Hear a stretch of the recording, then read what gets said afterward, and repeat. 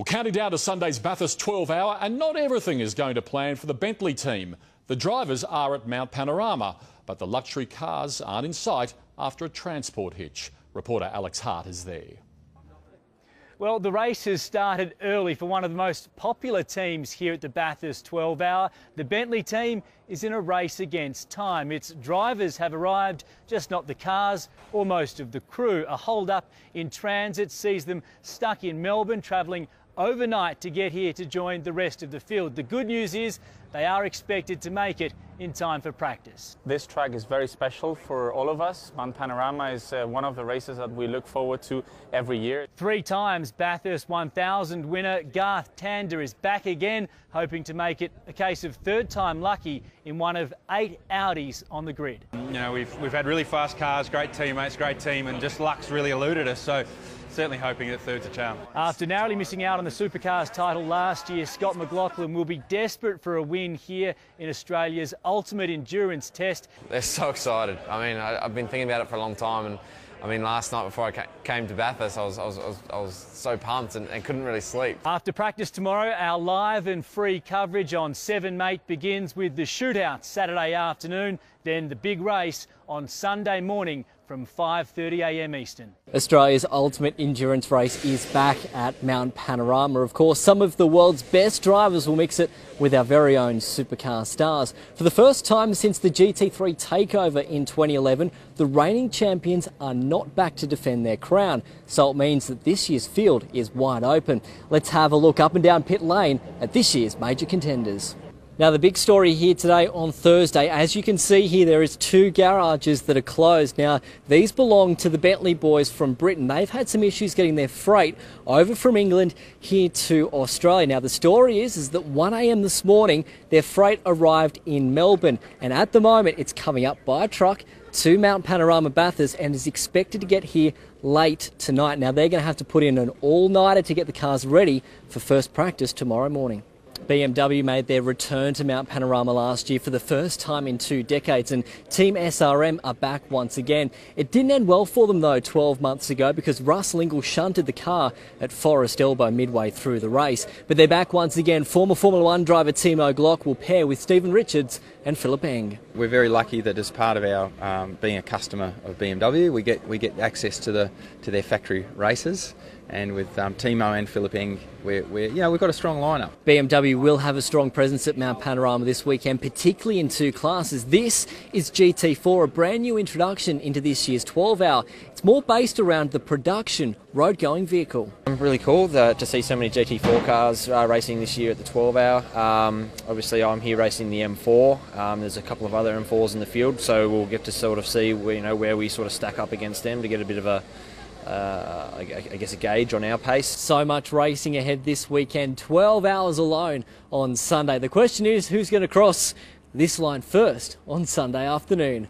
Brian Vanderwacker, Win News. When you've got cars like Audi, McLaren, also, for instance, Bentley, you've got to have something pretty fancy to bring the cars to the racetrack, and we've got the McElroy racing truck here, and the man behind it all is Damien. Damo, you're the truck driver for it. Can you put a price tag possibly on what this might be?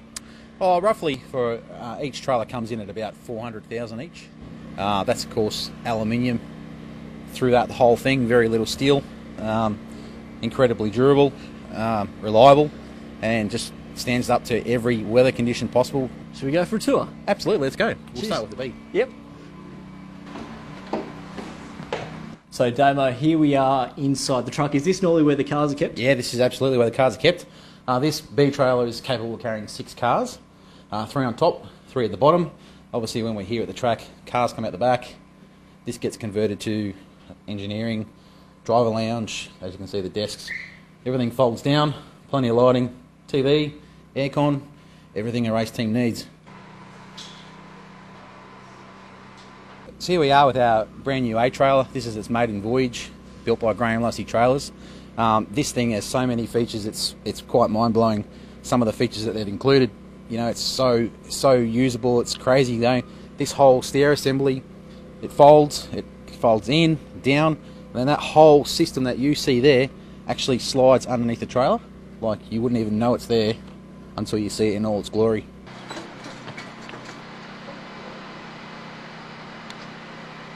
Now we're in the A trailer, and obviously it's pretty different in here because this is where the drivers normally tend to hang out and chill out, I guess. Yeah, this is more data engineers, managers' office. Obviously, when we get to the track, this is completely full of toolboxes, tyre trolleys, everything that has to come out. So it comes out through the side lift. Obviously, when it's empty, close it up, becomes a big workstation for the management. Cabinetry, race suits, helmets, nice fridge there for beverages, TV, aircon, including a loft upstairs. All right, let's have a look at this. It's all on remote. This effectively is an area you don't want to have to go to during a race weekend. If you're coming up here, it either means you've broken your car or you've had a shunt. So everything that you see up here is panels, front bars, rear bars, doors, bonnets, extra rims. It's a whole massive storage area that's hidden away. Damo, this is absolutely incredible. Thank you ever so much for your time, mate. And from all of us, all the best of luck this weekend. Thanks very much. Appreciate your time. There's the green exit button, so head on out there, mate, and have a good weekend. Yeah, thank you. So there you go. Hit that, and there you go. There we go. And last year's Bathurst 12-hour featured an epic finish between Red Bull teammates Shane van Gisbergen and Jamie Whincup, which saw Whincup claim victory for his team. The 2017 Supercars champion says the thrill of 12 hours racing, constant racing, is an ideal way to prepare for the upcoming season. That was unbelievable to race for 11.5 hours and for it to come down to me and SVG. With half an hour to go was a pretty crazy scenario. We'd love to be able to do that again, but we know how unique that was. To get to the end of that long day is very difficult, but to get there and stand on the top step, that's a very, very rewarding thing. So we're not sure what we got this year. We're a pro team, so the car should be certainly quick enough, but with 12 hours of racing, anything can happen. Well, some of the world's best racers have arrived in Bathurst for the 16th edition of Mount Panorama's 12-hour race. Team Bentley have raced well in previous years but have never topped the podium, and their two international drivers are out to ensure that changes. This year's Bathurst 12-hour has attracted a big field of 53 entries, with teams and drivers descending on Mount Panorama from around the world.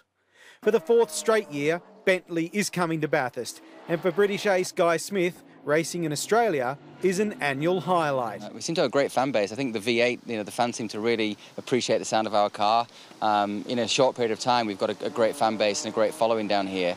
And obviously we've had some success, so the fact that they've got behind us has been fantastic. Bentley is again fielding a two-car entry with a total of 3 drivers in each. Spaniard Andy Soucek says the Continental is well suited to the Bathurst layout.